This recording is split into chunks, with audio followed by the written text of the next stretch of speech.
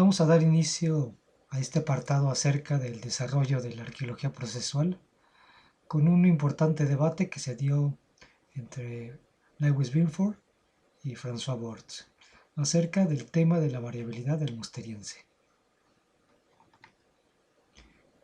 François Bordes es uno de los arqueólogos más reconocidos del siglo XX, arqueólogo francés, y su historia y su acercamiento a la arqueología es muy particular. Desde edades muy tempranas él tuvo su primer contacto con los artefactos del Musteriense, debido a que es originario de la región de Dordoña. Es un área central e importante para el estudio del Paleolítico, y de niño conoció a un prestigioso excavador francés llamado Peyroney. Desde el momento en que tuvo contacto con esto, se interesó por los estudios de la arqueología, a tal grado que su primera excavación arqueológica en esta región fue a la edad de los 15 años. Sus estudios, por supuesto, se vieron interrumpidos por el estallido de la Segunda Guerra Mundial, pero inmediatamente al terminar esta, en 1946, ya estaba de nuevo excavando sitios de este periodo paleolítico. Es uno de los arqueólogos más reconocidos, especialmente por los cambios que estableció acerca de la tipología de los materiales líticos de este periodo. Él se dio cuenta desde 1940, se interesó por esta gran diversidad que poseían los instrumentos del musteriense, y lo condujo a realizar un análisis muy preciso, especialmente basado en las características morfológicas y tecnológicas de los instrumentos líticos, que lo llevaron a hacer un replanteamiento de la tipología existente. Él empleó una metodología básicamente cuantitativa, en la cual, más que el análisis cualitativo de las cualidades de los materiales, hizo un análisis de mediciones que se convirtió en la escuela más importante, la tradición más importante de clasificación para toda Francia a partir de ese momento. Aquí en la imagen vemos la lista de las tipologías del Paleolítico inferior, desarrollada por François Bordes, y durante muchos años fue la tipología más recurrente, sigue siendo la base de la clasificación tipológica de estos periodos en Francia. Ahora vamos a ver un poco, vamos a introducirnos acerca de la interpretación que él está dando acerca de los materiales del musteriense. Él utiliza cuando analiza los materiales, cuando hace la clasificación de los materiales, estos análisis sumamente detallados que lo caracterizaron, él se refiere a estas categorías como tradiciones para hablar de los diferentes complejos musterienses. Es decir, que él está reconociendo una serie de industrias líticas, que él, por supuesto, esas variaciones en las industrias líticas son los componentes morfotecnológicos, que además se evalúa a través de estos componentes de cuantificación. Entonces eso le permite de manera muy precisa definir las diferentes industrias de los materiales líticos. Como vemos en la imagen, pues una característica es que las industrias líticas del musteriense son sumamente diferentes entre sí. Entonces él lo que hace es una separación, les llama industrias, y lo asocia directamente con diferentes tradiciones. Es decir, tenemos la industria, por ejemplo, aquí tenemos la industria quina. Es una industria musteriense que tiene ciertas características y afinidades recurrentes, entonces él lo vincula directamente con una tradición. De la misma forma tenemos una industria que es totalmente distinto, es del mismo periodo, pero tienen particularidades morfotecnológicas muy distintas. Esta industria la llamó Chanteriano. Entonces lo vincula con una tradición totalmente distinta.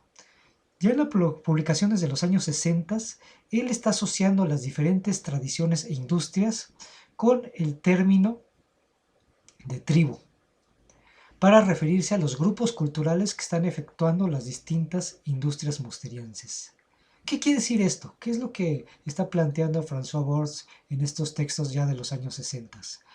Pues lo que él está diciendo es que las diferencias morfotecnológicas que estamos observando en cada industria está relacionado con un grupo cultural distinto. Es decir, cada industria está creada por un grupo diferente, a tal grado que él llega a señalar por ejemplo, esta industria quina, es una industria morfotecnológica de material lítico, dice, se refieren los textos como los hombres del quinta musteriense, distinguiéndolo de los artefactos de la industria del chanteriano como los hombres del chanteriano musteriense. Es decir, que le está dando a los complejos de industrias tecnológicas, les está dando un referente de tipo cultural y étnico. Y esto es parte, por supuesto, de la gran tradición de investigación que se tiene para ese momento dentro del particularismo histórico. No lo podemos desvincular del pensamiento teórico del cual provienen estos principios. Y vienen de un principio que yo he llamado el principio de identificación cultural, por supuesto, dentro del particularismo histórico. ¿Qué significa este principio de identificación cultural? Pues es un principio general en el cual se supone que dos complejos arqueológicos poseen distinciones en sus atributos, es decir, poseen atributos morfotecnológicos distintos, debido a que son reflejo directo de dos grupos culturales distintos. Es decir, tenemos dos complejos arqueológicos y sus diferencias van a estar dadas porque fueron desarrollados por diferentes grupos en el sentido étnico-cultural. Entonces este principio es importante que lo tomen en consideración, es un principio básico. Al momento de que se trata de un principio, pues forma parte del núcleo duro de las heurísticas negativas del particularismo histórico. Entonces es parte central del discurso teórico del particularismo. Y en esencia se define como un complejo arqueológico y todos los atributos, los rasgos característicos que componen ese complejo arqueológico, los vamos a relacionar de manera directa con un grupo étnico-cultural. Por eso es que los arqueólogos del particularismo están arraizados y muy enfocados en la búsqueda de rasgos culturales característicos en con cierta distribución geográfica, porque ellos están pensando que esos rasgos culturales son definitorios de ciertos grupos étnicos. Entonces es una búsqueda, un principio teórico y que lo llevan sus metodologías a la búsqueda de estos conjuntos de complejos arqueológicos, porque ellos hacen la relación directa con un grupo étnico. Y si pensamos que esta tradición pues se quedó en Europa únicamente, resulta que no. Es una tradición de investigación, es parte del núcleo duro del particularismo histórico, que por supuesto nos llega a la vertiente que se desarrolla en la arqueología mexicana. Aquí hay un texto, estoy citando textos no de los años 60 del siglo pasado, estoy citando textos de finales del siglo XX, en los cuales tenemos, por ejemplo, aquí el texto de Chloé Pomedio, en que están analizando cerámica de complejos tecnológicos de cerámica de la zona del Bajío de México. Nos dice la autora, el Bajío se considera como una esfera cultural, caracterizada por la presencia de tres grandes tradiciones cerámicas, el rojo sobre baño, el blanco levantado y los incisos, así como la presencia de arquitectura de patios hundidos en los centros ceremoniales. ¿Qué es lo que está diciendo la autora? Pues nos está diciendo que una esfera cultural va a estar caracterizada por una serie de rasgos culturales. Esos rasgos culturales son tres grandes tradiciones cerámicas que vemos aquí, el rojo sobre bayo, el blanco levantado y los incisos, en combinación con otro rasgo cultural que es la presencia de arquitectura de patios hundidos. Entonces eso nos va a crear una esfera cultural. En el mismo texto nos cita que una tradición, ¿cómo la va a entender? Pues es una producción regional, es decir, con una expresión geográfica característica que tiene una cierta duración sin tener muchos cambios, es decir, permanece a lo largo del tiempo, pero también integra influencias exteriores. Entonces, si nos damos cuenta, pues ahí tenemos ya varios términos muy recurrentes del particularismo histórico. Y hablando en particular, un ejemplo de una de esas tradiciones cerámicas, los famosos tipos rojo sobre bayo, que son muy característicos en el centro y en la zona centro-norte de Mesoamérica, nos dice, los tipos rojo sobre bayo parecen reflejar expresiones culturales propias de los pueblos que los fabricaron. Entonces, ¿qué estamos viendo en este texto? Que les digo, es un texto no de los años 40, 50, 60 del siglo pasado, sino es un texto ya contemporáneo de discusión teórico-metodológico contemporáneo. Lo que nos está diciendo es que ciertas tradiciones cerámicas son un reflejo directo de una esfera cultural, que es la misma tradición de investigación, es el mismo principio heurístico negativo que está manejando François Bordes en Francia en los años 60. Veamos otro ejemplo.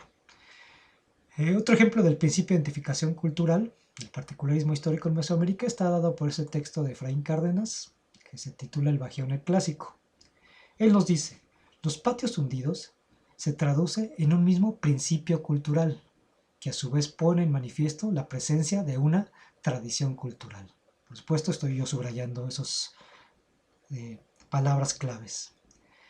Una tradición cultural, entiende el autor, es un concepto que hace referencia a un conjunto de evidencias y de sitios arqueológicos, ligados o relacionados por el hecho de compartir uno o más rasgos culturales comunes. ¿Les recuerda un poco a Kirchhoff? Por supuesto.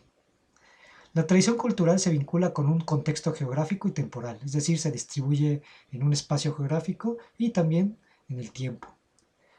Motivo por el cual se debe conocer la distribución espacial de los rasgos. Esto sería nuestra metodología. Tenemos que ver cómo se distribuyen estos rasgos en el paisaje, identificando sus áreas nuclear y periférica. Entonces, lo que estamos viendo es cómo el autor está relacionando una cierta tradición cultural, en este caso, la tradición de los patios hundidos, que lo vemos aquí en la imagen. Este es el sitio de Peralta, en Guanajuato, que además es un sitio importante en mi desarrollo profesional, porque fue el sitio con el que conocí la arqueología y decidí ser arqueólogo. Entonces aquí vemos el sitio de Peralta y esta es la tradición de los patios hundidos. Vemos este gran cuadrángulo, es una plataforma impresionante y tiene estos espacios cuadrangulares hundidos en los centros ceremoniales. Entonces, él lo vincula a la distribución, lo que va a hacer es observar la distribución de patios hundidos geográficamente y eso nos va a hablar directamente de que ahí se asentó una tradición cultural, una cultura particular que como parte de sus características culturales desarrollaba patios hundidos. Entonces compartía ese rasgo cultural común. Continuando con el autor nos dice, distingue una tradición cultural de otras, como la tradición Teuchitlán, a la que pertenecen otra forma de patios hundidos, ahora en este caso circulares, y los distingue por ser producto de un concepto cultural distinto. Es decir, en la tradición Teuchitlán también hay patios hundidos, pero allá son patios circulares, mientras que en la tradición que él llamó del Bajío aparecen los patios hundidos rectangulares. Y los separamos porque son diferentes tradiciones culturales, porque provienen de un concepto cultural distinto. La coexistencia de estos elementos circulares y patios de una tradición en el Bajío resalta la extensión territorial de una tradición cultural. Es decir, cuando lo vemos geográficamente, lo que estamos mapeando al momento de ver dónde se distribuyen geográficamente los patios circulares y dónde los patios hundidos, al momento que hacemos ese mapa y lo delimitamos, estamos estableciendo las áreas culturales. Y las áreas, por supuesto, hay zonas donde vamos a encontrar sitios de patios circulares y patios cuadrangulares, y son zonas límites, zonas de influencia y zonas de contacto cultural entre dos o más culturas. Esta es la parte importante, que él está viendo, ve una tradición de un concepto cultural, una serie de rasgos culturales, como una manifestación directa de una cultura. Entonces ahí tenemos el reflejo directo de este principio de identificación cultural. Y eso nos va a llevar, por supuesto, de nuevo a nuestro diagrama, donde estamos viendo que un complejo arqueológico se va a relacionar de manera directa a través de la distribución de estos rasgos o estos artefactos o rasgos culturales a identificarlo como una esfera cultural o como una tradición cultural, como ya vimos con estos dos ejemplos. Y al momento que nosotros hablamos de esfera o tradición cultural, lo que estamos viendo en realidad es un sentido de identidad en términos étnico-culturales. Es decir, lo que los arqueólogos están manifestando ahí es que se trata, la esfera cultural y la tradición cultural, de un reflejo de una identidad étnica o cultural. Entonces, es la identificación directa de un grupo étnico a partir de la distribución de un complejo arqueológico determinado. Entonces, aquí este es un proceso muy reflexivo, es una propuesta que se tenía, recuerden, desde la obra boasiana, desde los principios retratados por Boas. Entonces, el ejercicio que tienen que realizar es un ensayo, es un proceso de reflexión que tienen que hacer, en el cual tienen que decirme cuál es el problema que posee este principio de identificación cultural, que es parte del núcleo duro del particularismo histórico. Hay una serie de problemas internos, entonces tratan de ser reflexivos y hacer un ensayo acerca de esto, que tenga mínimo media cuartilla de reflexión. Y con esto vamos a dar pie al debate que se enfrentó este planteamiento del principio de identificación cultural, desarrollado dentro del particularismo histórico y en especial con François Bordes, con las propuestas que desarrolla Lewis Binford sobre los materiales del Musteriense.